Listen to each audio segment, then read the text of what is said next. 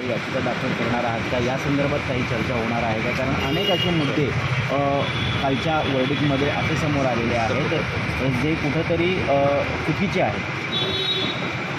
याचा आम्हाला आनंद आहे की पत्रकार मंडळी स्वतः कालच्या पिकाला चूक होती किंवा मुद्दे चुकीचे आहेत हे सांगत आहेत.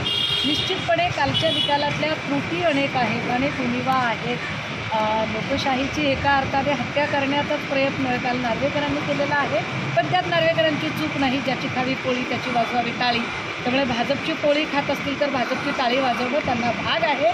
त्या न्यायाने ते करत आहेत. आम्ही आमची न्यायालयीन लढाई तर लढू, पण त्याहीपेक्षा महत्त्वाची आम्हाला लोकांमध्ये जाणं जास्त महत्त्वाचं आहे. आणि 22 आणि 23ला नाशिकचं अधिवेशन आहे. त्या अधिवेशनाच्या नंतर महिला, युवसेना, कामगार सेना आणि कादरवाडी या चारही जणांचे काही कृती कार्यक्रम ठरवले जातील. ज्या कृती कार्यक्रमावर कदाचित लोकशाही मराठी ऐका, पहा, जागरूक रहा.